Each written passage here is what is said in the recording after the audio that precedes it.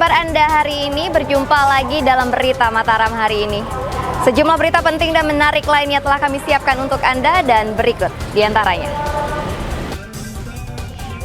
Ribuan warga di Mataram menggelar aksi solidaritas untuk Palestina. Ratusan personel Brimob Polda NTB siap mengantisipasi teror menjelang pemilu. Jelang akhir tahun, kunjungan wisatawan asing ke Lombok Barat meningkat. Bersama saya Rahayu Japan, inilah Berita Mataram selengkapnya.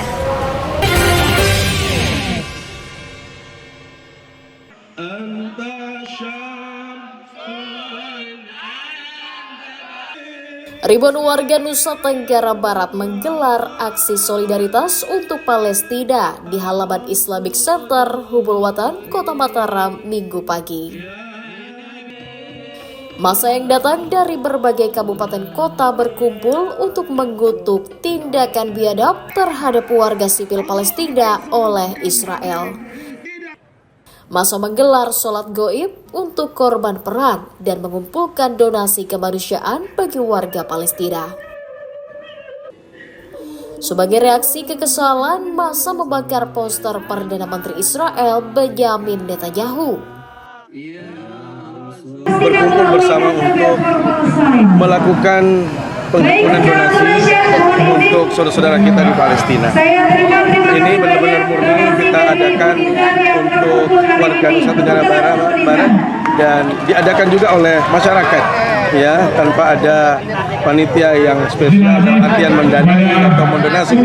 Tapi ini adalah ide dari umat Islam Nusa Tenggara Barat, makanya mengatasnamakan NTB Palestina. Saya merasa tergugah untuk hadir ke sini karena kita perlu memberikan bantuan baik secara fisik maupun moral. Semoga Palestina segera merdeka dan kaum zalim segera terhapuskan dari bumi.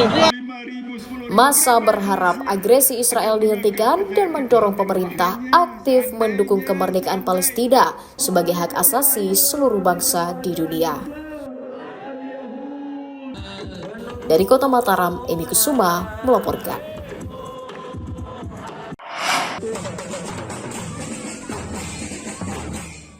Ratusan santri bersama warga menggelar kirap keliling Desa Kediri, Kabupaten Lombok Barat untuk memperingati Hari Guru.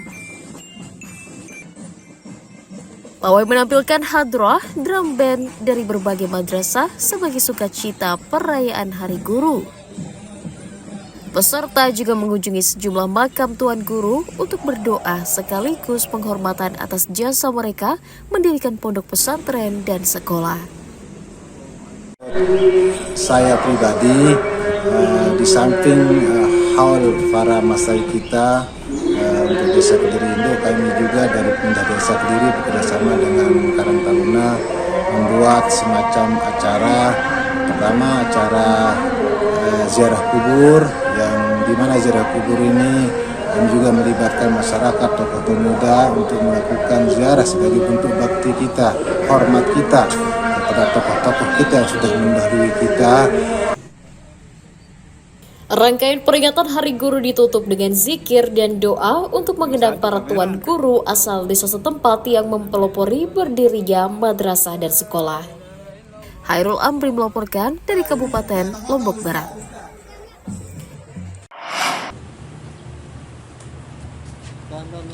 Tim Tabur Kejaksaan Tinggi Provinsi Nusa Tenggara Barat menangkap Taufik Ramadi, pelaku korupsi proyek kolam labuh Labuan Haji pada tahun 2016 lalu. Tersangka ditangkap di rumah orang tuanya di Kota Bandung setelah buron hampir setahun.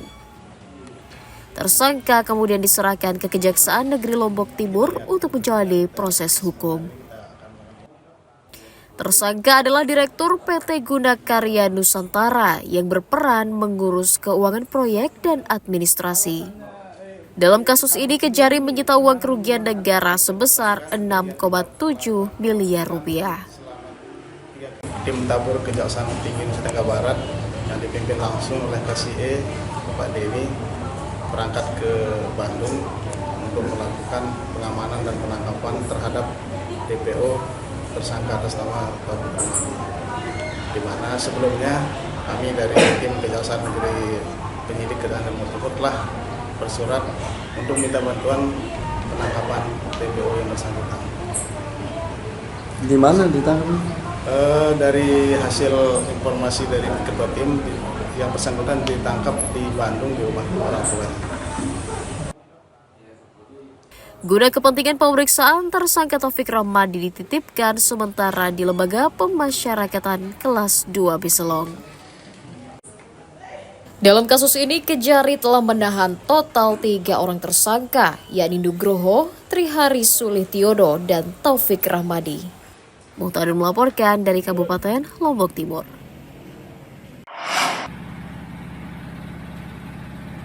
Direktorat Jenderal Prasarana Kementerian Perhubungan Republik Indonesia memeriksa puluhan kapal angkutan penumpang yang beroperasi di Pelabuhan Kayangan menuju Pototano, Sumbawa akhir pekan kemarin. Dari 27 kapal yang diperiksa, seluruhnya dipastikan masih bagus dan dilengkapi dengan fasilitas yang mendukung dan sesuai aturan. Namun satu kapal penyeberangan tidak diizinkan beroperasi untuk sementara karena memiliki masalah pada mesin.